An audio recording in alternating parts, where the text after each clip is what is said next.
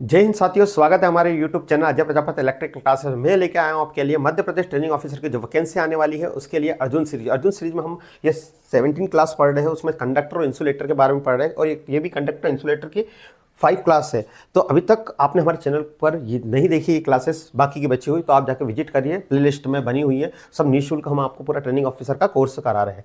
तो दोस्तों हम स्टार्ट करते हैं। फर्स्ट क्वेश्चन, निम्नलिखित में से एक इंसुलेटर नहीं है। Which is the following of is the not insulator. Insulator इनमें से कौन नहीं है? ये लोको पायलट की एग्जाम में आया था 2019 में।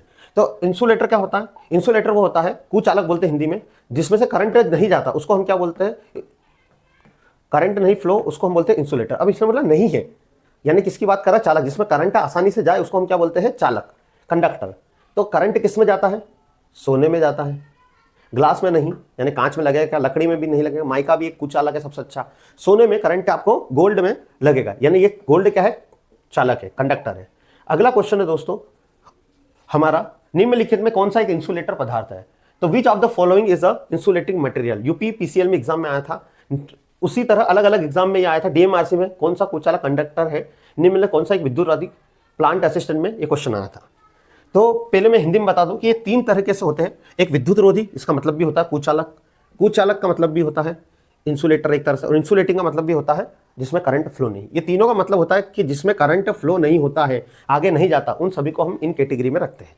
क्लियर है? तो आपको तीनों हिंदी मीडियम वालों को नाम याद रखना है। तो इंग्लिश में केवल आपको इंसुलेटर बोलते हैं। तो सर इंसुलेटर कौन सा होता है? कॉपर में करंट, कॉपर हम यूज करते हैं घर में करंट के लिए। गोल्ड में होता है, चांदी में भी जाता है। पेपर में लगता है क्या? नहीं।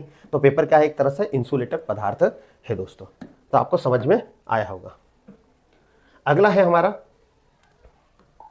दोस्तों, आपको वीडियो पसंद आ रही है तो वीडियो को लाइक कर दीजिए और चैनल को भी सब्सक्राइब कर लीजिए। अगला हमारा क्वेश्चन है, निम्नलिखित में से किस इंसुलेटर सामग्री में सबसे कम डाइलेक्ट्रिकल हानि होती है? डाइलेक्ट्रिकल स्ट्रेंथ सबसे कम। डाइलेक्ट्रिकल स्ट्रेंथ होता क्या सर? तो डाइलेक्ट्रिकल स्ट्रेंथ से ही पता चलता है कि कौन कितना अच्छा कुचालक पदार्थ है, यानी कितना वह करंट सहन कर सकेगा, भार नहीं आने देगा। तो ये पॉलीइथिलीन जो होता है वो सबसे अच्छा इंसुलेटर माना जाता है, जिसकी कम डाइलेक्ट्रिकल स्ट्रेंथ, हानि सबसे कम होती है। दोस्तों ये पीपीटी बनाने में बहुत मेहनत लगती है, तो मैं आपसे एक रिक्वेस्ट करूंगा कि कम से कम एक मोटिवेशन के लिए आप वीडियो को लाइक जरूर कर दीजिए। अगला क्वेश्चन है, एम्पायर टेप आमतौर का बना होता है। तो जो एम्पायर टेप होता है वो किसका बना होता है? एलपीसीबी 2 में पूछा गया। तो ये वार्निश कैम्ब्रिज का बना होता है। किसका बना होता है? वार्निश कैम्ब्रिज का हमारा बना होता है। अगला हमारा क्वेश्चन है, निम्नलिखित में से कौन सा गैस इंसुलेटर बड़ी विद्युत मशीनों में शीतलन के रूप में उपयोग करना है? यानी जो मशीन होती है उनको कूलिंग करने के लिए हम कौन सी गैस यूज करते हैं? तो यहां पर जो मशीनों को कूलिंग यानी ठंडा करने के लिए हम कौन सी गैस यूज करते हैं? हाइड्रोजन।